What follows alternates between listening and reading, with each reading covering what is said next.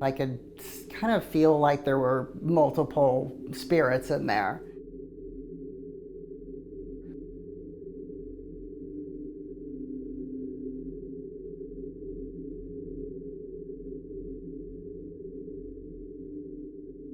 I'm Susan, and I identify as a lesbian. And I'm Michelle, and I identify as a lesbian. And, we've been a couple for about 12 years, and we enjoy ghost hunting together. And it's kind of cool because, we're a great team because I seem to kind of, have a connection with them and draw them in, so to speak. And, she can play with the toys and capture the EVPs. I'm the one that does the listening,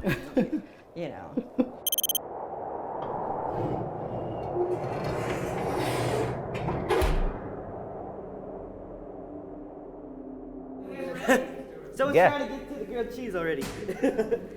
The queer ghost hunters begin by coming out to any dead, queer inmates. We're the queer ghost hunters. Men who are sexually and romantically attracted and involved with other men, and women who are sexually... Language has changed, especially when you're in a place like Mansfield and it's existed for 100 and some years. Like they may not even have been using the word homosexual back then. So you have to really kind of like break down what you're talking about. We have transgender members who don't identify with their gender that was assigned to them at birth. It's really hard because some of these concepts just simply did not exist, even like as an idea. Not that the people didn't exist, but that the language wasn't there to describe those situations. So if there is anyone in the entire building who relates to that, or even if you're just curious, we would love to interact with you. So I'm always really hopeful that we'll at least have one person who comes up and is like, hey, I was queer too. Let me tell you about it. Is there anyone here with us right now? You can use any of the tools to let us know that you might be around. We had, thanks to Michelle, about 50 different devices that we could use. So we have the REM pod. If you get close to that, it'll light up and make some noise. I, of course, wanted to use all of them at the same time because why not? The millimeter over here detects energy spikes. And temperature. And temperature. But you can also touch the antenna and it'll light up. Oh, very cool.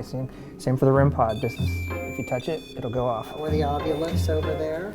And next to that, we also have the thing with all the lights going off. The lights light up to any color you want. So what's your favorite? So whatever color you would like. At the beginning, it was just a mess. And this is the millimeter, which detects,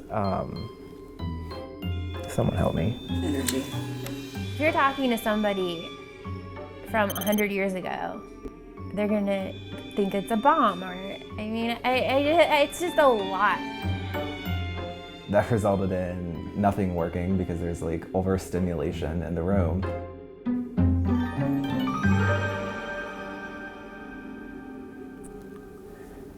All right. Did anyone have dowsing rods with them? Yep. Okay, good. Do you want to try that? Dowsing rods are the team's low-tech solution, but they are highly controversial. Like, I'm not the biggest fan of dowsing rods.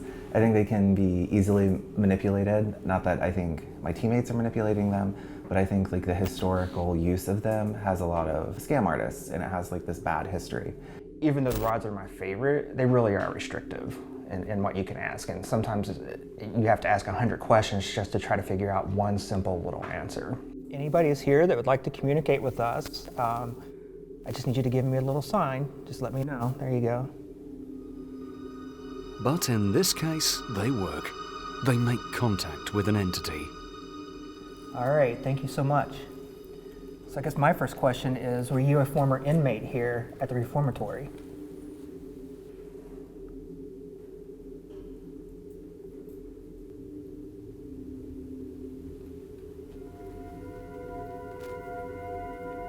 All right, so you were an inmate. It felt weak to me, and just like people in real life, there might be somebody else they would prefer to talk to.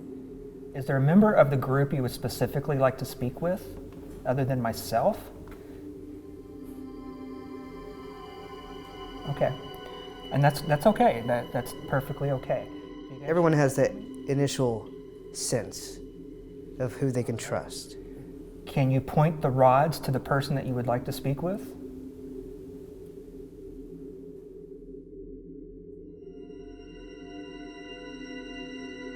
And sure enough, it went right to Susan. I think you're up, Susan. The lady wins.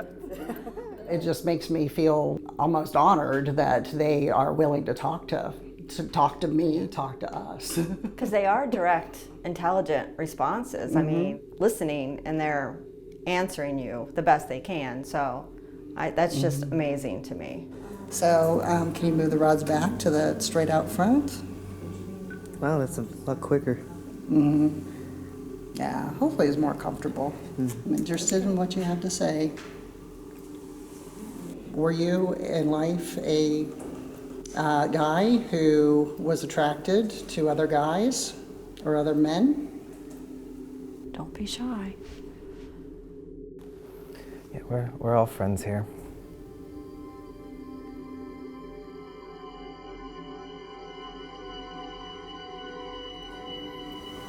Yeah.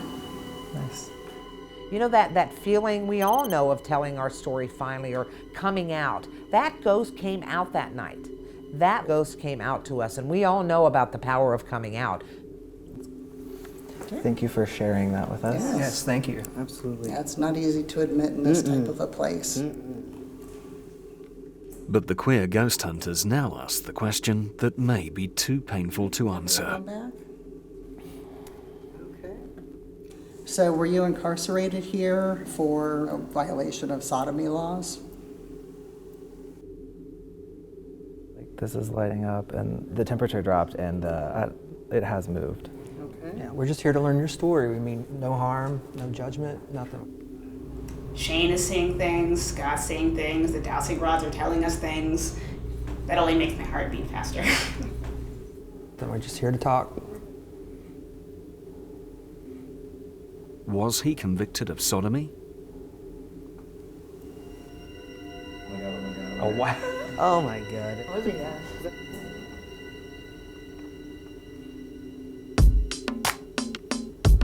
But who was he?